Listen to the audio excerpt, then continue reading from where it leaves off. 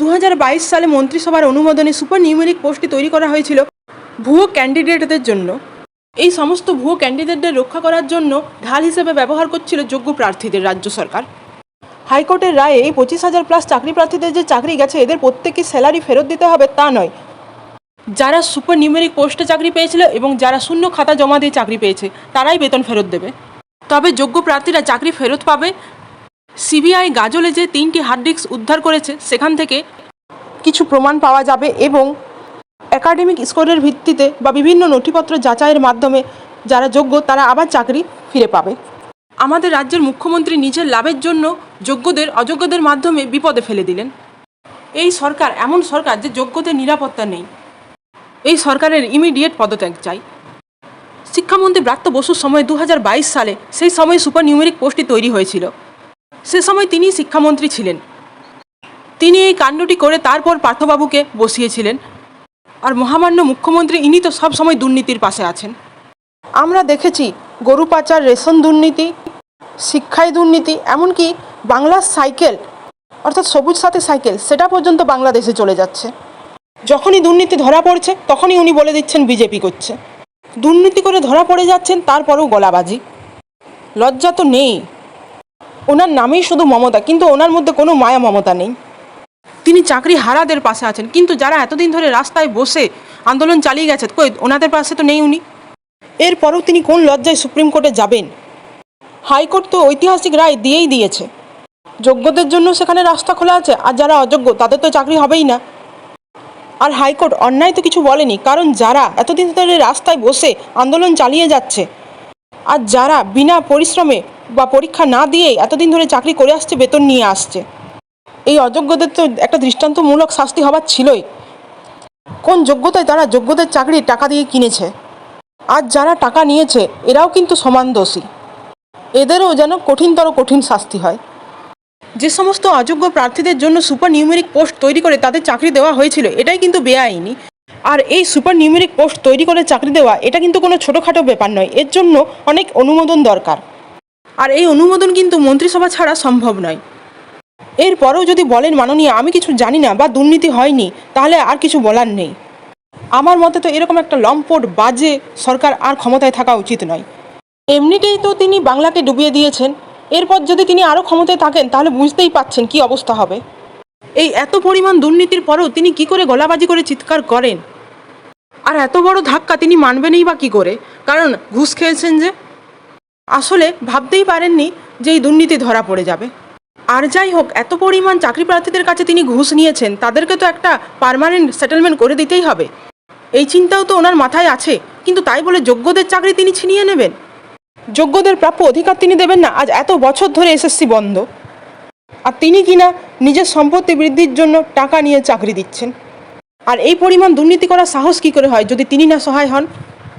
রাজ্য সরকারের যে সমস্ত পরীক্ষাগুলি হয় সেখানে ফর্ম ফিল আপে যে পরিমাণ ইনকাম রাজ্য সরকার করে, তারপর তো এখন প্রতি পরীক্ষায় দুর্নীতি হয়েই যাচ্ছে। এরপর এই সমস্ত পরীক্ষায় আবার দুর্নীতি করে যখন কেস হবে, হাইকোর্টে যখন কেস জিততে পারবে না বা কেস খাবে, তখন আবার সুপ্রিম কোর্টে যাবে মামলা মোকদ্দমা করতে। আর এই কেস লড়বে কাদের টাকা দিয়ে? যারা ফর্ম ফিল আপ করেছে সেই সমস্ত সাধারণ ঘরের ছাত্রছাত্রীদের টাকা নিয়ে এরা লড়বে। তাদের ভবিষ্যৎ, তাদের বয়স নিয়ে এরা ছিনিমিনি খেলবে। এই কারণ নিয়ে স্টে অর্ডার পড়ে পড়ে বছরগুলোকে নষ্ট করেছে এই সরকার। এই এত কিছু দুর্নীতি দেখার পরেও যদি বাংলার মানুষ এই সরকারকে আবার ভোট দিয়ে জয়ী করে নিয়ে আসে এবং বাংলার মসনদে বসায়, তাহলে আর কিছু বলার নেই। আর যারা এই সরকার থেকে কিছু ইন্ধন জোগাতে পেরেছে তারা তো ভোট দেবে, কিন্তু সাধারণ মানুষকে বোঝা দরকার যে আমরাই তাদেরকে সিংহাসনে বসাতে পারি, আবার আমরাই তাদেরকে সিংহাসন থেকে নামাতেও পারি। আমরা প্রতিনিধি নির্বাচন করি এবং আমরা আমাদের দাবি দাওয়া সমাজের উন্নয়নের জন্য প্রতিনিধি নির্বাচনের মাধ্যমে তাদের পার্লামেন্টে পাঠানো হয় সেই উন্নয়নের জন্য। কিন্তু এরা যদি উন্নয়নই না করে তাহলে এদের ভোট দেওয়া কেন? আর কিসের জন্যই বা এদের প্রতিনিধি নির্বাচন করা? কোনো যোগ্যতা নেই এদের মন্ত্রিত্ব পদে থাকার। ভোটের মুখে শুধু শুধু গলা ফাটানো ছাড়া এদের আর কোনো কাজ নেই। এই সরকার সাধারণ মানুষের সরকার নয়, এই সরকার জোচ্চুরি দুর্নীতির সরকার। এই সরকার আর চাই না। এসএসসির রায় আমার মনে হয় না কোনো ভোটে প্রভাব পড়বে, এই কারণে যে এই যারা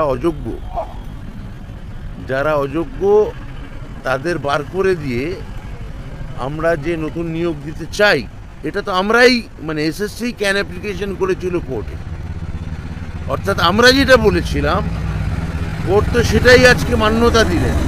কিন্তু সেই সময় জাস্টিস অভিজিৎ গাঙ্গুলি আমাদের ক্যান অ্যাপ্লিকেশান, এসএসসির করা ক্যান অ্যাপ্লিকেশান, যে আপনি যদি বলেন আমরা যারা অযোগ্য আছে তাদের বাদ দিয়ে আমরা নিয়োগ প্রক্রিয়া করতে পারি, সেই কথাটায় তারা গুরুত্ব না দিয়ে সেটার পেছনে সিবিআই দিয়েছিলেন। সেই সিবিআই এখনও স্টে সুপ্রিম কোর্ট দিয়ে রেখেছে। অর্থাৎ তাহলে প্রশ্নটা হচ্ছে যোগ্য লোকে চাকরিও যাবে কি না, প্রশ্নটা এইখানে দাঁড়িয়েছে। তাহলে যোগ্য লোকের চাকরি কি চলে যাবে? সেটা কি আমাদের সরকার হতে দিতে পারে? আমার উত্তর প্রাথমিকভাবে হচ্ছে না, পারে না। এবং যোগ্য চাকরি প্রার্থীরা তারাও দেখছেন যে কিভাবে এইটা করা হলো। তো যেহেতু এসএসসি মনে করছে যে তারা সুপ্রিম কোর্টে যাবে এবং তারা আমাদের কাছে বলেছে, তো আমরাও আইনি পরামর্শ নিয়ে দেখবো যে দপ্তরে যেতে পারে কিনা। বোমা ফাটাবেন, বোমা। কি বোমা? না তো 26,000 টিচারদের চাকরি চলে যাবে। আমিও বলে রাখি,